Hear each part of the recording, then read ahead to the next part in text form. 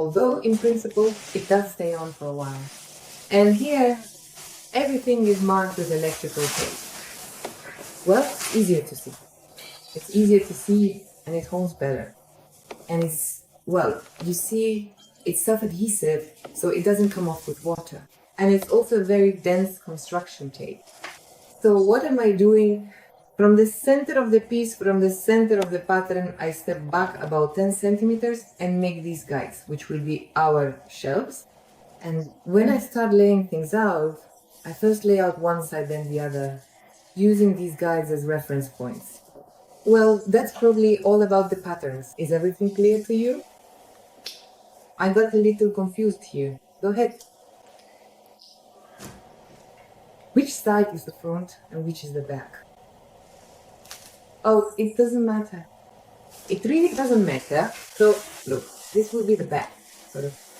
So, the chest, the back, basically, this is the fit.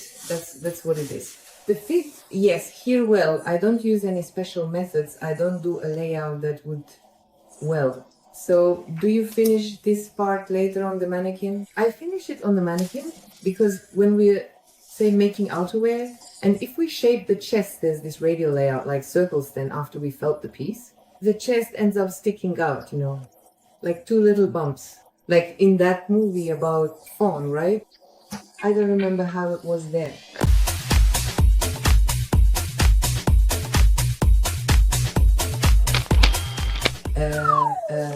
A woman that's just, well, yeah, basically. So you end up with, you know, like two round lumps. And it's really unattractive because just imagine a coat or a jacket, just regular clothing with two balls sticking out. No, not like that. But that's just how I imagine the pattern looks. But there are darts there, right? There are little darts there. But here we're shaping the garment on the mannequin. And thanks to the flexibility of the material itself, it takes on the shape you need. And here we don't do any of that. It's a completely different fabric. Got it. So in this case, how do you tell the front from the back where the brooch is? That's the front. Where the brooch is, that's the front. That's it. So we use these lines as our guide. Now, take a look, maybe you'll find something useful. This time we're going to make the vest using this pattern because I have an order for a vest in size 54. And this is the pattern for that vest. The underlay for laminate is usually 1 meter wide. For example, if you're making a vest in a large size, the pattern itself might not fit along the length of the underlay. That's why I simply join two lengths together and build the pattern on them in this way. So those black pieces there, are those the joining points? Yes, that's where they're joined.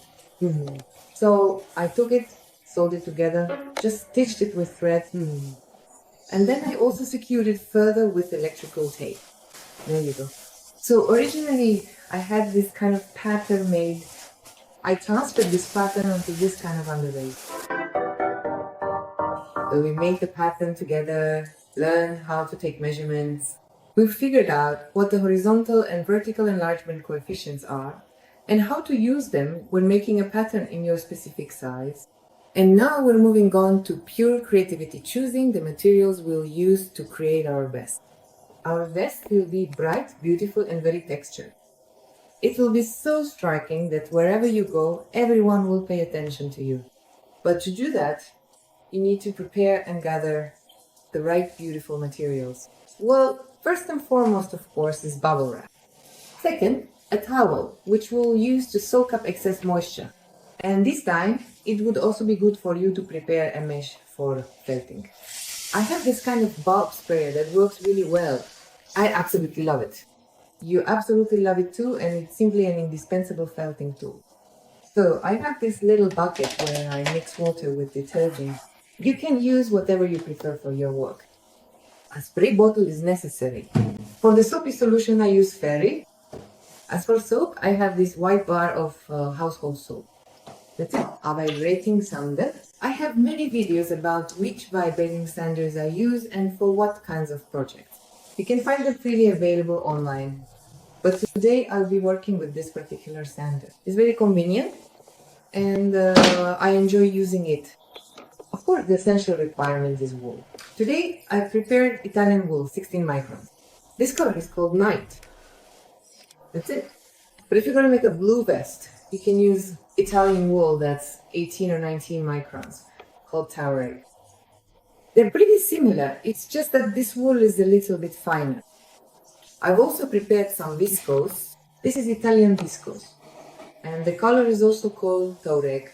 That's it. Well, I like my colors to match, you see, the wool and the viscose, because they're going to serve as our base, like a canvas on which we'll apply strokes of our beautiful, bright colors.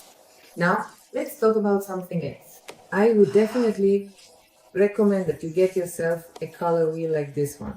If you don't have much experience in combining colors and knowing which colors go well together and create striking, beautiful combinations, then this color wheel is a professional color wheel. It's quite convenient to use. It's not very cheap, but it's sold on almost all online bookstores. So you'll be able to buy it. And it even comes with a little printout here about which color combinations are the most effective.